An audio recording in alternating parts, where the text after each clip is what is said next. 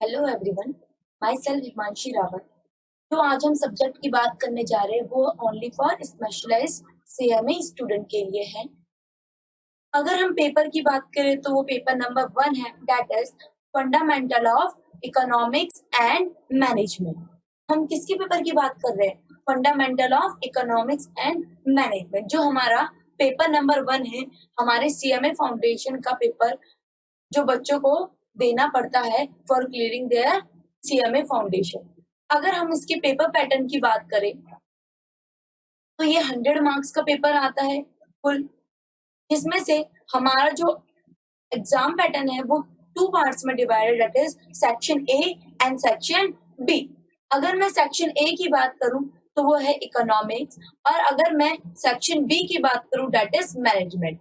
ये 50-50 marks each होता है। इसमें पार्ट ए और पार्ट बी के अकॉर्डिंग आपके क्वेश्चंस आते हैं दोनों सेक्शंस में, that is section A and section B. अगर मैं पार्ट ए की बात करूं तो पार्ट ए आपका 30 मार्क्स का आता है। कितने मार्क्स का आता है? 30 मार्क्स का आता है, जिसमें से आपका 20 एमसीक्यू क्वेश्चन आते हैं, 1 मार्क्स ईच। मतलब कि आपको 20 एमसीक्यू क्वेश्चन दिए जाएंगे, कोई ऑप्शंस नहीं होंगे। आपको 20 के 20 को क्या करना है? अटेम्प्ट करना है विद 4 देयर ऑप्शंस। उस 4 ऑप्शन में से आपको एक जो सही आंसर आपको लगता है उसमें आपको क्या करना है? टिक करना है। और अगर मैं उसी में बी पार्ट की बात करूं तो फिर आता है आपका मैचिंग, जो कितने मार्क्स की आती है? 5 मार्क्स की। आपको क्वेश्चन दिए जाएंगे और उन्हीं के 5 आंसर दिए जाएंगे और आपको उनको क्या करना है? उनसे मैचअप करना है। फिर आपके ट्रू फॉल्स आते हैं, that is also of 5 marks, जो वो भी क्या होते हैं? 5 मार्क्स। ऐसे आपके कितने मार्क्स कवर होते हैं? 30। अगर मैं बात करूं part B, that is subjective. Subjective मतलब आपको वहां पे डिटेल में अपने क्वेश्चंस को अटेम्प्ट करके आना है, जिसमें आपके 6 क्वेश्चन आते हैं, 5 मार्क्स ईच, पर बच्चों को ऑप्शन मिलता है आपको उसमें से 4 क्वेश्चंस को अटेम्प्ट करके आना है। दैट मीन्स कि आपका सब्जेक्टिव कितने मार्क्स का आता है? That is 20 marks each section. 20 marks आपको सेक्शन ए में मिलेंगे एंड 20 मार्क्स आपको सेक्शन बी में मिलेंगे ऑफ सब्जेक्टिव। अब मैम, जो इसमें 6 क्वेश्चन आते हैं, हमें उनको किस बेसिस पे अटेम्प्ट करना है? तो ये बच्चे बहुत ज्यादा कंफ्यूजिंग होते हैं। जो बच्चे इंटेलिजेंट होते हैं, मोस्टली बच्चे जो होते हैं 100% या 95%, उनको 6 के 6 क्वेश्चन आते हैं, और वो ये ओवर स्ट्रेटेजी चलाते हैं कि हम 6 के 6 क्वेश्चन अटेम्प्ट करके आ जाएंगे और पार्ट बी में या पार्ट ए में ऊपर पे कुछ छोड़ देंगे तो हमें पूरे के पूरे मार्क्स मिल जाएंगे। पर ऐसा नहीं होगा। जैसे ही आपके शुरू के 4 क्वेश्चन खत्म होंगे, चाहे आपने शुरू के बेकार लिखे हो या सही लिखे हो, आपके ऊपर के 4 क्वेश्चन ही चेक होंगे और 2 आपके बिना देखे ही कट कर दिए जाएंगे। तो आपको अपने 4 क्वेश्चन वो क्वेश्चन अटेम्प्ट करने हैं जो आपको अच्छे से उनका कंटेंट याद हो, उनमें टाइम कम लग रहा हो, क्योंकि आपका जो टाइम यहाँ पे बच सकता है, आप उसको कहाँ पे, कहीं अच्छे क्वेश्चंस में क्या कर सकते हो? लगा सकते हो। आप उसको अच्छी तरह प्रेजेंट कर पाओ, जिससे कि आपको आउट ऑफ 5 4.5 या 4 तो मिल ही जाए। इस बेसिस पे बच्चों को वो 4 क्वेश्चंस अटेम्प्ट करके आने हैं। अब हम बात करते हैं that is section B. Section B भी आपका सेम है सेक्शन ए की तरह, दैट इज मैनेजमेंट। आपको इसके बारे में किसके बारे में पढ़ना है? दैट इज मैनेजमेंट, जो 50 मार्क्स का आता है, जिसमें 30 मार्क्स के आपके ऑब्जेक्टिव बेसिस पे आते हैं। और ऑब्जेक्टिव बेसिस में क्या, 20 मार्क्स तो आपके किस में आएंगे? एमसीक्यू। 5 मार्क्स आपके आएंगे मैचिंग, अनदर 5 इज ट्रू और फॉल्स। जैसे क्या है? जैसे सेक्शन ए में आपको बताया था। और अगर मैं रिमेनिंग 20 मार्क्स की बात करूं, दैट इज क्या है? सब्जेक्टिव। उसमें से आपको 6 ऑप्शन दिए जाएंगे और आपको कितने अटेम्प्ट करके आने हैं? 4 क्वेश्चन, जो आपको क्या लगे, बेटर लगे, अच्छे से प्रेजेंट कर पाए, जिसमें आपका टाइम कम लग रहा हो, इसमें आपको 100% गारंटी हो कि मुझे ये आंसर पूरा आता है विदाउट एनी मिस्टेक, और आपको वो अटेम्प्ट करके आना है, जिससे कि आपको क्या मिल जाए? 5 मार्क्स मिल जाए। ये भी कितने का होता है? 20। 6 ऑप्शन दिए जाएंगे, पर आपको अटेम्प्ट कितना करके आना है, 4 question, that is 4 into 5, 20 marks आपको इजीली मिल सकते हैं।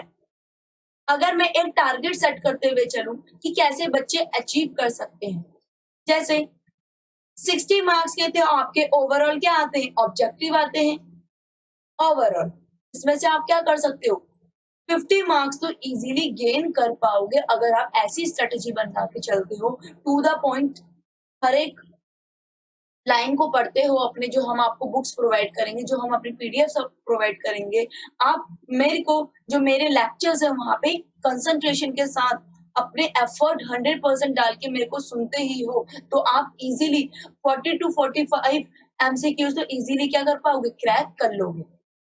और अगर मैं बात करूं सब्जेक्टिव क्वेश्चन की, दैट इज 40 मार्क्स, उसमें से मिनिमम 25 या 30 तो आ ही सकते हैं अगर आप अच्छे तरीके से पढ़ के जाओ, आप फुल्ली डेडिकेटेड हो अपने एग्जाम के लिए, दैट मीन्स कि आप एक सिंसियर बच्चे हो, आपको अपने नाम के आगे इन 3 वर्ड्स को लगाना ही लगाना है, तो आप इसको इजीली कर पाओगे। कोई डिफिकल्ट नहीं है पेपर, आपका बस चाहिए लगन, आप कितने लगन से अपने एग्जाम को करते हो, आप कितने लगन से, कितनी सिंसियरिटी के साथ ये शुरू के 6 महीने अपने चारों के चारों सब्जेक्ट्स को देते हो।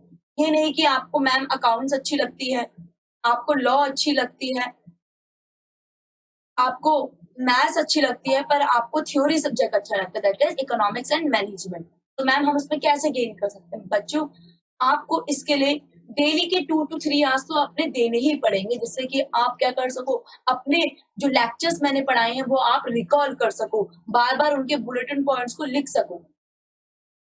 और मैं ये 100% गारंटी देती हूँ कि आप इसको इजीली स्कोर कर पाओगे 80 to 85, कोई मुश्किल नहीं है, बच्चों ने करा भी है।